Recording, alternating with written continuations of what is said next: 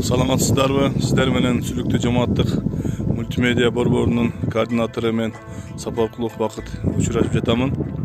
Бүгүнкү биздин программабызга ылайык Сүлүктүү шаары боюнча сиздерге кыскача видео жөнөткөнчү болуп жатабыз. Сиздерге көрүнүп тургандай бул жер Сүлүктүү шаарынын күнчыгыш жагында жайгашкан Кошбулак аймактык башкармалыгы. Бул Кошбулак поселкасында учурда 8000ден ашуун калк жашайт. Сүлүктүү шаарынын күнчыгыш жагында жайгашкандыгынын себеби бул ошол Сүлүктүү шаарындагы жер астындагы көмүрлөрдү казып алууга ыңгайланышкан болуп эсептелинет. Азыр мен бул жакта видео көрсөтүп тургандай, ушул жердеги ашууда мына байкалып турасыздар. Ушул жерде уже таразы бар жана перевалочный база сыяктуу. Ал жактан техникалар менен алып чыккан көмүр таразага тартылгандан кийин ушундай фураларга жүктөлүп бүгүнкү күндө Россиянын Кырымы, Казакстан, Өзбекстан жана негизги бөлүгү Кыргызстандын Баткен областына сүлүктүүнүн көмүрлөрү сатылууда. Эми Сүлүктүү шаары боюнча кыскача бери кетип, эмне үчүн Кошбулак аймактык поселкалык башкармалыгын тартып жаткан себеби бул жерде негизинен көптөгөн шаардык мекеме ишканалар жайгашкан. Могу видеодо көрүнүп тургандай Кызыл Желектин арт жагында Сүлүктүү шаардык ички иштер бөлүмү, андан кийин Сүлүктүү шаардык соту, андан кийин Сүлүктүү шаардык прокуратурасынын имараттары, ошондой эле могу жерде борбордо көрүп турган Баткен областы боюнча мүмкүнчүлүгү чектелген балдарга көмөкчү мектеп интернаты. Ошондой эле Сүлүктүү шаарындагы номер 4-гимназия мектеп жана номер 9-гимназия жайгашкан бул имаратта.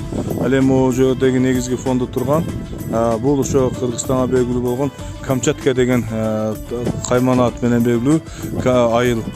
Бүгүнкү күндө анын официалдуу аталышы Шады Жураев айыл болуп эсептелинет. Ал эми жергиликтүү тургундар бул жерде ошо ыраактыктан жана шарттын катаалдыгынан Камчатка деп атап коюшкан.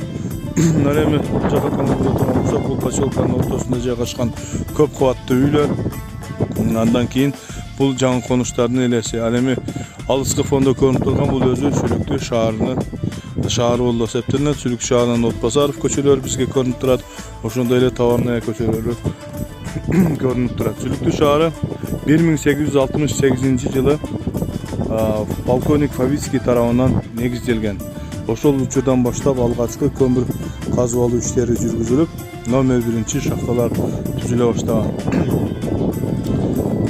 Андан кийин ошол мезгилде Сүлүктүү шаарына биринчи дүйнөлүк согуштагы туткундар Европадан келген, Польшадан келген, Чехословакиядан келген, Венгриядан келген даже согуш туткундары дагы кармалгандардын кайсы бир бөлүктөрү Сүлүктүү шаарындагы жер астында көмүр казып алуу боюнча оор жумуштарга тартылып, алардын кээ бир бөлүктөрү бүгүнкү күнгө чейин ошолордун урпактары жашап калган. Бул 39 улуттан ашык турган Сүлүктүү шаарынын элинин калыптанышына түздөн түз себепчи болду. Андан сырткары айта кете турган болсок, жогоруда айтылгандай эле Сүлүктүү шаары өзү мындай табигый шарты катаал экендиги көрүнүп турат, рельефтер өтө татаал экендиги көрүнүп турат. Бул негизинен жердин астындагы көмүр кенин казып алуу боюнча жана ошондой эле ошо көмүрлөрдү өндүрүү боюнча шаар катары негизделип калган бүгүнкү күндөгү областтык маанидеги шаар болуп эсептелинет.